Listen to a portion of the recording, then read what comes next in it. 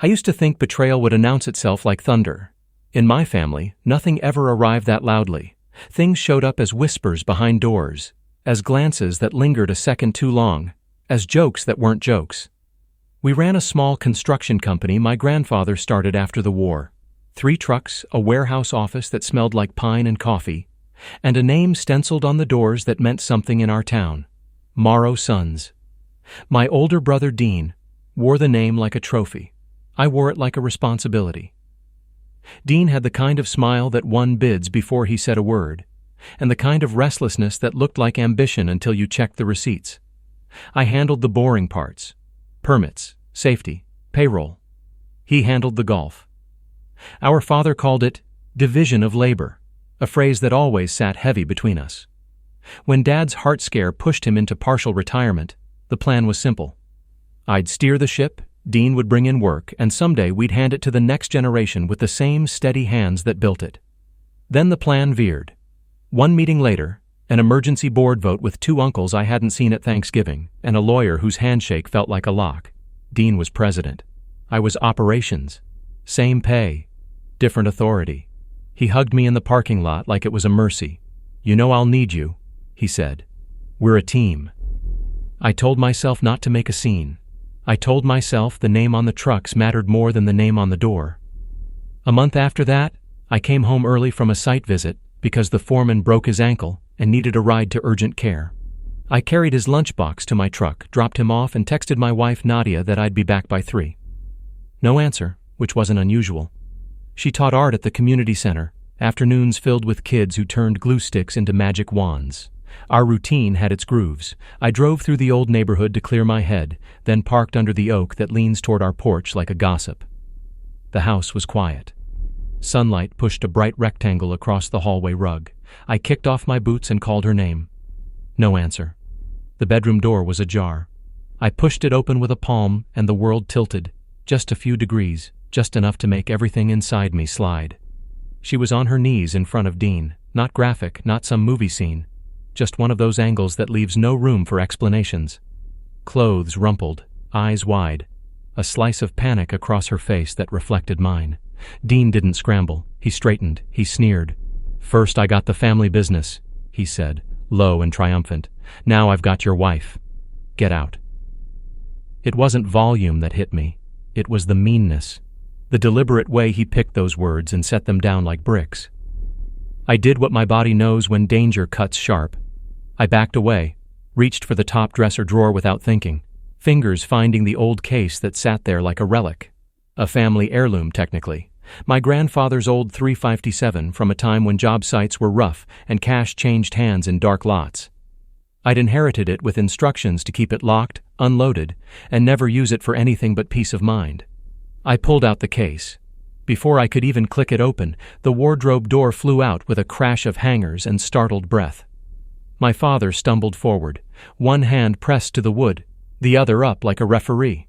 He looked smaller than I'd ever seen him, in stocking feet and the flannel robe I'd given him last Christmas. "Enough," he said, voice cracking into the kind that used to stop us in our tracks. "Nobody moves." We all froze in that ridiculous tableau, Nadia kneeling, Dean daring, me holding a case I wanted to pretend wasn't there, Dad heaving, his eyes blazing with a kind of sorrow I didn't have words for. "What are you doing here?" Dean spat. Dad shot him a look. "Trying to keep my sons alive." I set the case on the dresser. I didn't open it. My hands found the edge of the wood like a balance bar. "How long?" I asked, not looking at anyone in particular. My voice sounded like someone else's, calm, empty, done. Nadia stood, tugging her dress straight, face wet now. "It was a mistake," she whispered. "It was—" "Don't," I said, still not looking at her. "How long?" Dean laughed once, hard. "Long enough to know she prefers a man who leads." He tilted his chin toward the case. "Go ahead. Make your point the only way you know how." Dad stepped between us. "Stop." He turned to me, and in his eyes I saw 1,000 job sites, 1,000 mornings loading lumber in the dark. 1,000 times he'd told us, "You settle problems with your head, not your fists." He lowered his voice. "Put it away." "I didn't even open it," I said. "I'm not you." That landed like a slap I hadn't intended. Dad flinched. He looked at Dean, then at Nadia, then back at me. "Boys," he said, "I didn't come here to pick sides. I came because I knew something was rotten before any of you would admit it, and because I couldn't watch this family burn down from the porch." "How long?" I asked again. Nadia covered her mouth. Dean's mouth curved into something ugly. "Since the retreat," he said, as if he were saying since Tuesday, since the weather changed, since the sky decided to be blue. "You were busy counting bolts." Someone had to make her feel seen. Dad made a sound, half growl, half grief. "You took the company and that wasn't enough?" "You gave me the company," Dean snapped, "because you knew who could actually grow it." "Grow it?" I said, finally meeting his eyes. "Or gut it?" He stepped toward me.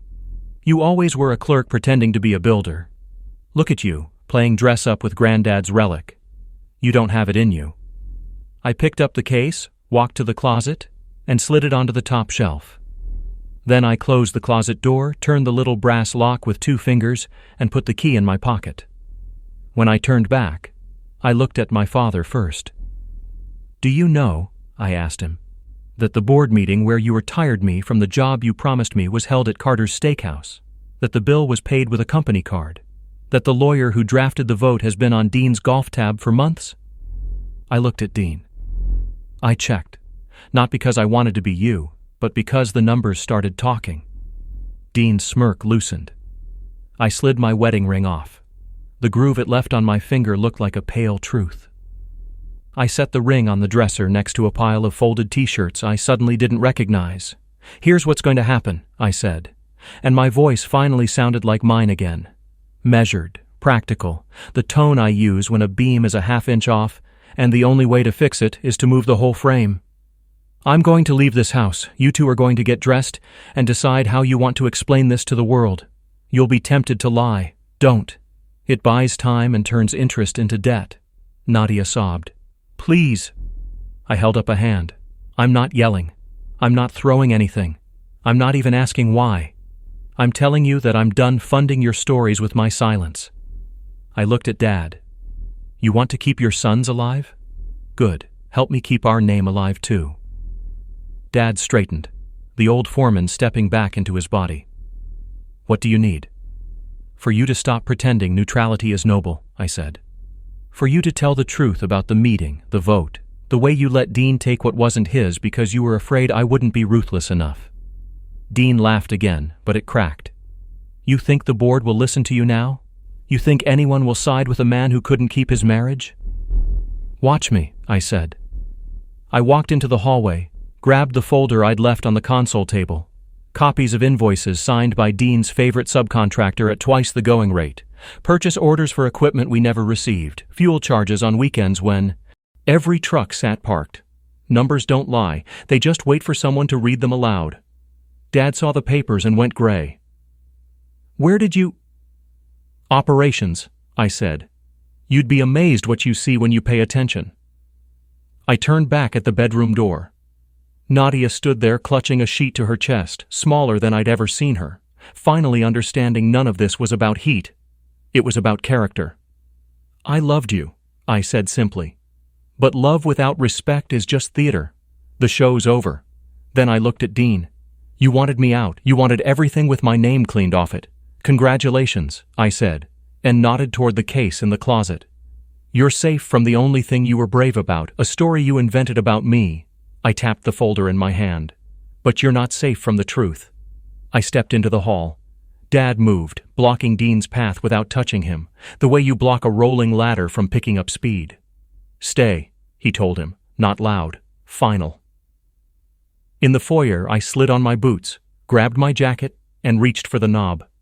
The house smelled like laundry soap and the ghost of our morning coffee. My hand paused on the door as if waiting for one last permission that no one could grant me. Behind me, a door creaked. Dad's voice followed, weary and iron at the same time. "Son." I turned. He nodded at the folder. "We do this clean." "We do," I said. "And you," he added toward the bedroom, "get dressed. The next time you speak to my younger boy will be through counsel." Nadia cried harder. Dean swore under his breath. The wardrobe door, skewed on its hinges from Dad's burst, hung open like a mouth that had seen enough. I stepped onto the porch. The afternoon had cooled into that gentle blue that makes the neighborhood look like a painting. A neighbor's sprinkler ticked. Somewhere, a kid practiced trumpet badly, bravely. I took a breath that didn't taste like dust for the first time in months. My phone buzzed.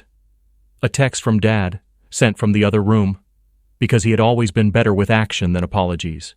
"Meet me at the office in an hour. Bring everything," I texted back. "On my way." I slid behind the wheel, started the truck, and pulled away. In the rear view, the house shrank to a neat square, with a door I no longer needed to knock on. I didn't feel rage, I felt clarity. The kind that sharpens your eyesight and steadies your hands. What happened next? None of them expected. Not Nadia, not Dean, not even my father. Because the revenge I chose didn't come in the shape of noise. It came in the shape of paperwork, policy, and a boardroom where the loudest man in the family finally had to read what was on the page. I met Dad at the office an hour later. The warehouse lights glowed against the dusk, humming the same low tune I'd heard my whole life. He was already inside, sitting at the old oak conference table with 2 cups of coffee and a stack of folders. For once, his posture didn't carry authority, only exhaustion. "You weren't bluffing," he said quietly, tapping the papers I'd brought. "Dean's been bleeding the company for years." "I know," I said. "I've been watching the numbers change since last summer. But if I'd gone to you earlier, you'd have called it jealousy." He didn't argue. Instead, he slid one folder toward me. Inside were copies of ownership forms, signatures, transfer papers, and a power of attorney I didn't recognize. "I kept these," he said. "Your grandfather never finalized the full transfer before I stepped back. Dean thinks he owns 51%. He doesn't. He never checked the fine print." I stared at the papers, then at him. "You knew?" He nodded slowly. "I wanted to see what kind of man each of you would become when you thought everything was yours." My chest tightened. "You let this happen?" "I let you prove yourself," he said. "And you did. You didn't blow up. You didn't turn that gun on anyone. You let truth do its work. That's the kind of man I want running Morrow Sons." The words didn't feel like victory. They felt like closure, an ending to years of trying to earn what should have been given fairly. We spent the next 2 hours building a case. Every fraudulent invoice, every personal expense, every unnecessary client dinner. Dad knew the board wouldn't protect Dean once they saw how deep it went. Before midnight, we had everything ready for a formal meeting request. "Tomorrow," Dad said, standing. "We end this." The next morning, Dean showed up early, strutting into the office like nothing had changed. His smirk faded when he saw Dad sitting in the head chair, the rest of the board already there. "What's going on?" he asked. "Sit down," Dad said. When he saw the documents laid out before him, proof of theft, false invoices, and misuse of company funds, his confidence cracked. "This is ridiculous. You can't just—" "I can," Dad interrupted. "You signed an ethics agreement. You violated it repeatedly. Effective immediately. You're suspended pending investigation." Dean laughed nervously. "You're siding with him? After everything?" "I'm siding with the truth," Dad said. "You turned family into competition and business into theft. Get out." For the first time in my life, Dean looked small. He slammed a fist on the table, then turned to me. "You think this fixes it? You think you win now?" "I'm not interested in winning," I said calmly. "I'm interested in rebuilding what you tried to destroy." He stormed out, shouting curses that echoed down the hall. No one followed him. After the meeting, Dad handed me the keys to the office. "You're president now," he said. "Make it mean something again." It took months to clean up the mess. Unpaid taxes, bad contracts, clients who'd lost trust. I rebuilt one deal at a time, showing up early, staying late, earning back what our name used to stand for. One afternoon, a letter arrived at my desk. No return address. Inside was a simple card. "I'm sorry. I left him. I hope you found peace." It wasn't signed, but I knew the handwriting. I folded the note and dropped it into the shred bin. Some stories didn't need sequels.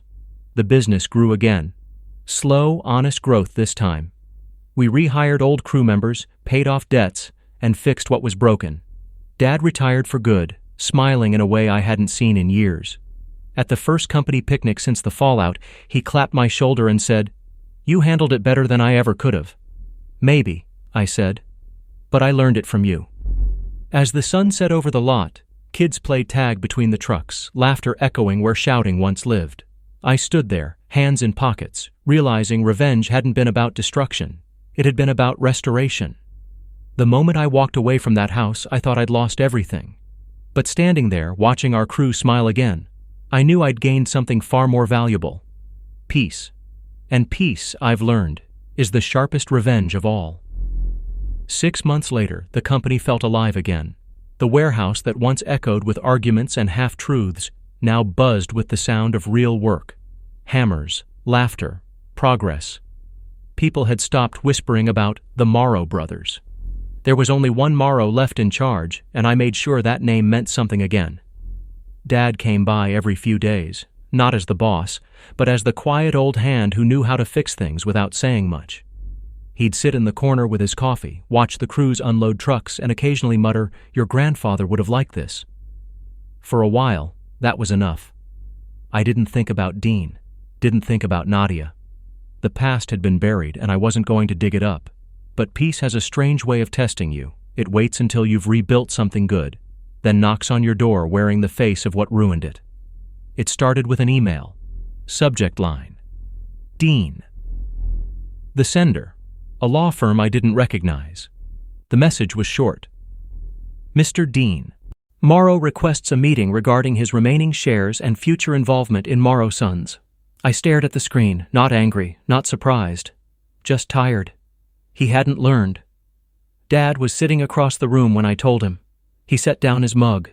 "Let him come," he said. "Sometimes you need to let a fool speak so everyone can hear how hollow he sounds." A week later, Dean walked into the office wearing a cheap suit that pretended to be expensive. His confidence had cracks now, deep ones, but he still forced that smirk. "Nice place, little brother. You did good for a while." "Say what you came to say," I said. He dropped a folder on my desk. "My lawyer says I still own 5%. You want me gone completely, buy me out, I'll walk." I opened the folder. His math was creative but not clever. "You forged your own name on these," I said. "You really haven't learned anything." He shrugged. "I'm giving you an easy way out. Don't take it, and I'll make trouble." Dad, who had been quiet until then, stood. "You already made trouble, son. The rest is just noise." Dean turned to him. "You always picked him. Always." Dad didn't flinch. "I picked the one who didn't destroy what was handed to him." The silence stretched thin. Dean's smirk slipped. He looked at me, eyes flashing the same anger I'd seen in that bedroom. "You think you're better than me?" "No," I said. "Just cleaner." He slammed the door on his way out. The glass shook but didn't break, like me. 2 weeks later, word reached us that he'd left town, sold his car, disappeared somewhere out west. No goodbye, no apology. Just gone. For the first time, I didn't feel the need to follow the story. He'd written his ending all by himself. That winter, snow piled against the office windows, muffling the sounds of the world. I'd work late sometimes, alone in the quiet. It was on one of those nights that Dad stopped by with 2 coffees and something in his hand. A small, old photo. It was of him, my grandfather, and Dean and me as kids, sitting on the hood of the first company truck. We were both holding hammers twice our size. He set it on the desk. "You know," he said, "I used to think keeping the family together was my job. Turns out sometimes the best thing you can do for family is let it break where it's weak." I nodded, tracing the faded corner of the picture. "I get it now." He smiled faintly. "You already did. You just needed to live it." We sat there a while, not talking, just watching the snow fall. The next morning, I stopped by the storage locker where I'd kept some old things from the house. Inside, at the very back, was my grandfather's gun case, the one I never opened. I lifted it out, carried it to the river behind the yard, and watched the water move slow under the ice. Then I tossed the key into the current. Some symbols aren't meant to stay. Weeks turned into months. Spring came. The company landed its biggest contract yet. restoring an old courthouse downtown. The crew cheered. Dad shook my hand, proud and quiet. The name Morrow was being spoken in the city again, this time with respect. One morning, I got a letter with no return address. The handwriting was shaky but familiar. "He's gone," it said. "Dean passed last month. Car accident. I thought you should know." No signature, but I knew it was from Nadia. I folded the paper carefully, set it in a drawer, and stared out the window. I didn't feel triumph or grief, just a soft, tired peace. Sometimes the story closes itself without your help. That night, I locked the office, stood outside under the stars, and finally allowed myself to breathe. The air felt new, light. The past was over. Dad had been right. Revenge doesn't always roar. Sometimes it's just the quiet satisfaction of watching everything fall into place exactly as it should. And for the first time since that day in the bedroom, I smiled. Not the polite kind, not the forced kind, just a small, honest smile. Because I finally understood the best revenge isn't about winning, it's about walking away whole.